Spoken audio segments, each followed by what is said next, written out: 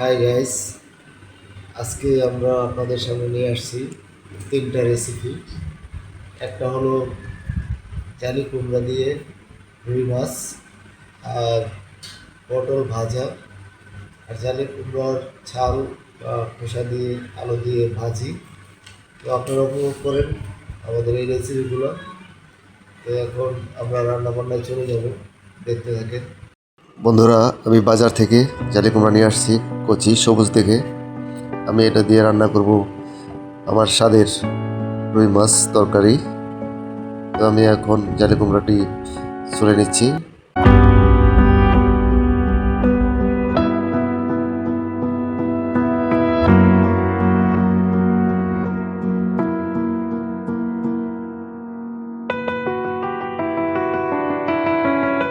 এটাকে ছোট ছোট করে কেটে নিব, কারণ ছোট করে কাটলে এটার ভিতরে একদম তরকারির মশলাটা ঢুকে যাবে আর খেতেও খুব টেস্ট লাগবে।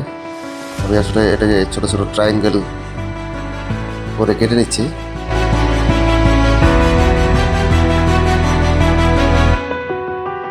আর এই একটা বিষয় যে এটার যে খোসাটা, চালটা, এটা যে খায় এটা অনেকে জানেই না, অনেকে ফেলে দেয়। কিন্তু এটা দিয়ে কিন্তু স্বাদের একটা ভাজি তৈরি করা যায়। এটার সাথে অল্প কিছু আলু পেঁয়াজ দিয়ে কিন্তু একটা মজাদার টেস্টি একটা ভাজি হয়। তো আমি আজকে ট্রাই করলাম, দেখি কেমন হয়। ঠিক আছে, যারা এটা দেখছেন তারাও ট্রাই করবেন, তাহলে বুঝতে পারবেন যে এটার টেস্টটা কত সুন্দর, মানে কত ভালো লাগে খাইতে। তো আপনারাও ট্রাই করে দেখবেন, আমি ট্রাই করে দেখতেছি।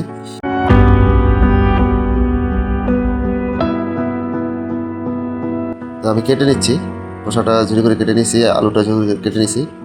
তো আরেকটা আমি রেসিপি করবো, সেটা হলো আপনার পটল ভাজা। আমি এটার উপরের সবুজ আবরণটা ছুলে নিচ্ছি। এটা শুধু আপনার হলুদ মরিচ মাখায় ভেজে নিব।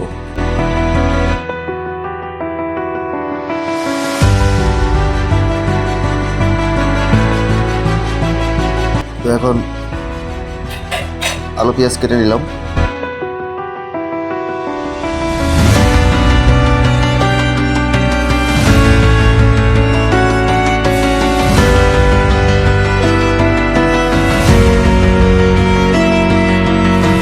পেঁয়াজটা ঝুরি করে কেটে নেব, কারণ ঝুরি করলে এটার গ্রেভিটা ভালো হয় মশলা।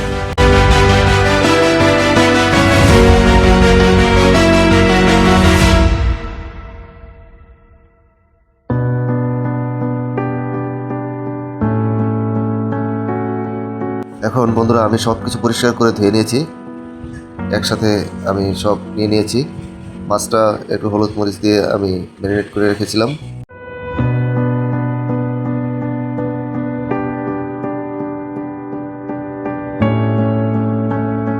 চুলাতে আমি মাছটা ভেজে নিব।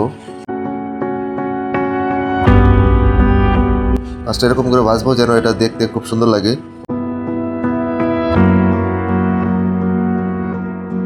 যখন তরকারিতে দেব তখন একটা কালার চলে আসবে।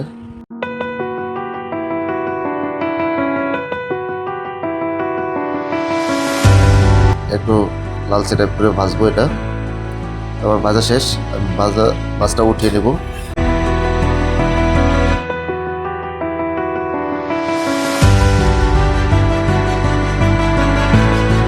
এখন একই কড়াইতে আমি মশলাটা কষে নেব। পেঁয়াজ কুচি দিয়ে দিলাম,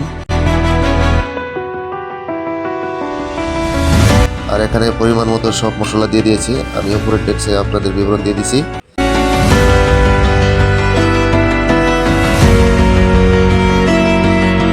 এখন দিয়ে দিব জালি কুমড়া, এটাকে মশলার সাথে ভালোভাবে মিশিয়ে নিলাম।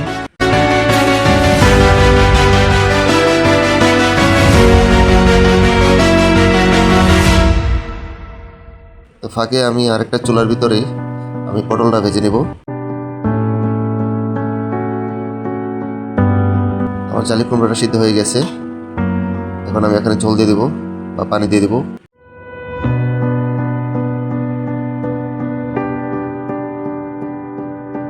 পটলটা এক পাশ হয়ে গেছে, এটাকে আমি এখন উল্টে দিচ্ছি।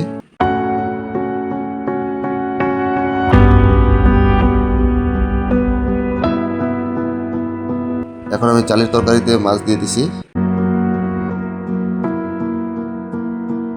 এখানে দিয়ে দিব একটু গরম মশলা আর জিরার ফাঁকি।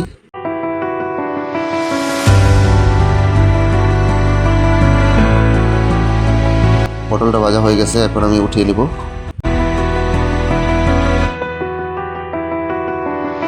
সেই সাথে আমার মাছের তরকারিও হয়ে গেছে।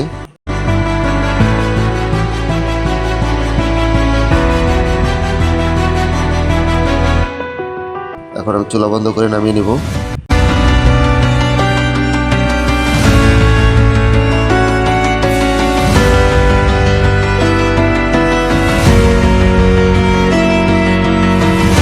এখন আমি এই কড়াইতেই ভাজিটা রান্না করব।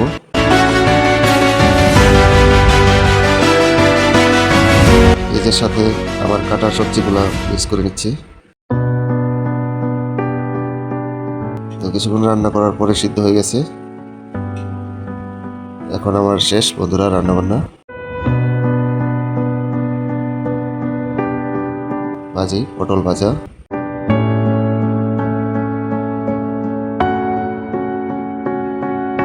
এবং রুই মাছ দিয়ে জালি কুমড়ার তরকারি। তো বন্ধুরা এখানে শেষ করছি আমাদের রেসিপি। আবার নতুন করে নতুন রেসিপি নিয়ে আপনাদের সামনে আসবো। বাই।